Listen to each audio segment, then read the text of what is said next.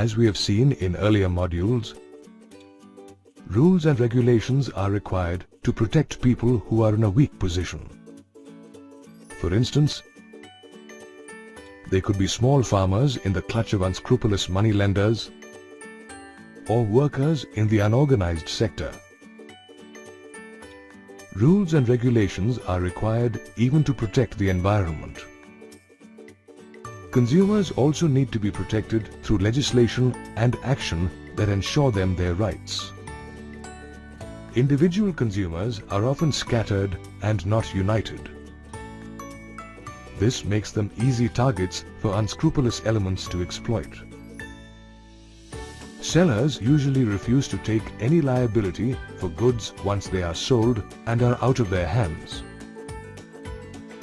They claim that the customer is accountable for the condition of the sold goods. Consumers also get cheated when shopkeepers use incorrect weights and measures, put extra charges in the bill, adulterate the foodstuff that they intend to sell defective goods, or sell goods whose expiry dates have passed. While traders and shopkeepers exploit consumers in a small fashion, big producers like MNCs can dominate sections of the market. From their powerful position, big companies can manipulate consumers who are individual, scattered, and make small purchases. For instance, such companies have huge advertisement budgets that they can use to give out misleading information about their products. All these malpractices and many more made a strong case for a consumer protection movement to rise and represent the rights of consumers. Thus, the consumer movement was born out of consumer dissatisfaction due to the restrictive and unfair trade practices being indulged in by producers or sellers. Initially, there were no rules and regulations against the malpractices of manufacturers and sellers.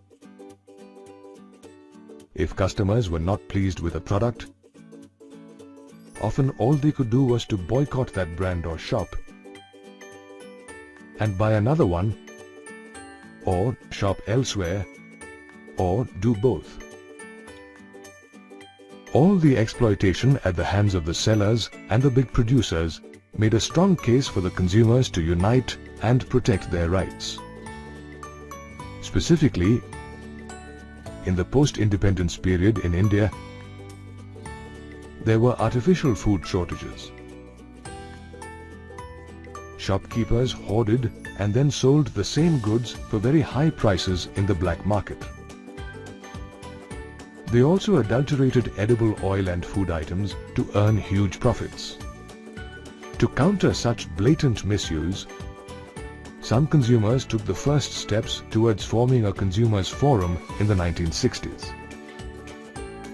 Until the 1970s, the role of the consumer movement was limited to exhibiting how consumers could be duped and writing in magazines and papers about consumers' rights.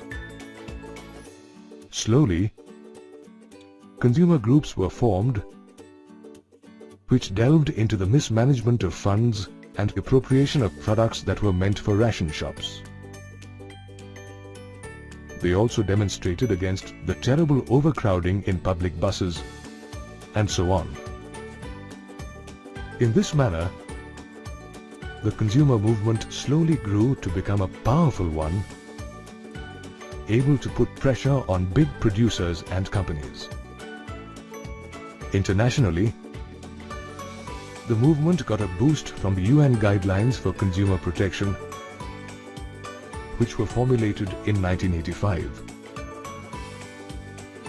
Today, it has about 240 organizations under it and covers 100 countries. In India, the enactment of the Consumer Protection Act of 1986 boosted the movement. This act is more commonly known as COPRA. However, by itself, Government legislation is not enough to uphold the position of consumers.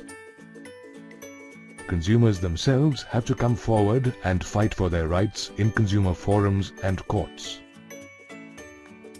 Largely due to the efforts of the consumer movement and government legislation, consumers have certain rights that they can exercise. Consumer rights include the right to safety, the right to be informed, the right to choose, the right to seek redress, and the right to represent in consumer courts. When producers sell any goods or services, it is their responsibility to ensure their safety for the consumer. It is the right of the consumer to be offered only products that are safe. In case of any damage, the producer should compensate the consumer. Public and/or government intervention may also be required to ensure that producers maintain the required quality and adhere to safety regulations. Another right is the right of consumers to be informed about the goods and services that they buy. Producers must always provide, and the consumers should always look for details on packed commodities, which include price, ingredients, batch number, expiry dates, and manufacturer's address. Certain medicinal drugs need to be handled with care. Their packing must have directions about usage printed on them. Any side effects or risk to potential users must also be mentioned. Hence, consumers have the right to be informed about the goods and services that they purchase. In case of any misleading information, they can initiate action against shopkeepers who sell expired foodstuff or medicines, demand that goods be sold within the maximum retail price or MRP mentioned on the label, and so on. The right to be informed got a boost from the Right to Information Act, or RTI, which was passed by the Parliament in 2005. It gives citizens the right to know about the functioning of any government department. All consumers also possess the right to select or choose any product that they wish to buy. They have the right to continue and terminate any service. In case of a midterm termination, they have the right to be refunded the remaining amount of charges. Similarly, sellers cannot force consumers to buy any product that they do not wish to purchase. The next right concerns customers' right to redress or remedy any grievances against unfair trade practices and exploitation. In case the sellers of services or products dupe the customers have the right to seek redress and demand compensation for the wrong done to them. While seeking any redress, the consumers have the right to represent in consumer courts. In case they require any help, there are numerous consumer forums and councils. These voluntary bodies can either help consumers to file the case or to fight the case for them in consumer courts.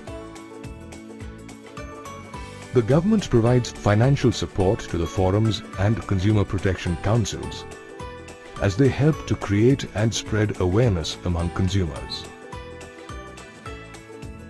Resident welfare associations also guide their members about how to file cases in consumer courts. In 1986, the government passed the Consumer Protection Act, or COPRA, which ensures that consumers have the right to represent in consumer courts. COPRA establishes a three-tier quasi-judicial consumer court structure as shown. Consumers can progress from the district level to the state and then the national court in case they are not satisfied with the verdict of the lower court. In this manner, consumers can avail themselves of a number of rights to protect their interests. However, they need to be aware of these rights and be well informed. As consumers, we need to be aware of what choices are available to us. We should make informed choices about the products and services that we avail of. This awareness should include our rights as consumers, as well as the actions that we can take and the choices that we can make. In other words, we need to become well-informed consumers. After the Consumer Protection Act was enacted in 1986, independent departments of consumer affairs were formed in the central and state governments. The departments regularly put out advertisements in newspapers and magazines and on television to make consumers conscious of their rights. There are also several agencies like BIS, Hallmark, and Agmark to test the quality of various products sold in the market. Only products that pass the test of quality are certified. Consumers should only buy certified products. As consumers, we should also be aware that for products that are crucial from a health or safety angle, certification is mandatory or compulsory. Since the 24th of December 1986, when the COPRA was legislated, the consumer movement has made many strides. To mark this event, we celebrate the 24th of December as National Consumer Day. India has a system where consumers can get representation in consumer courts. There are over 700 consumer groups in the country to represent the views of customers. However, are we consumers as aware of our rights as we ought to be? Is the consumer movement as strong as it can be? Unfortunately, only about 30-odd consumer groups out of the 700 work efficiently. The process of redress might also be difficult as consumers do not often take cash memos, and hence it is very difficult to prove anything conclusively against the wrongdoings of shopkeepers. The laws relating to compensation are often vague and their enforcement is weak. Shopkeepers often ignore the rules that regulate the markets. It is almost 23 years since the COPRA was passed, but the results regarding consumer awareness are mixed and progress is slow. Still, there is some progress as more and more consumers become aware of their rights. It is this consumer awareness that will take the consumer movement forward.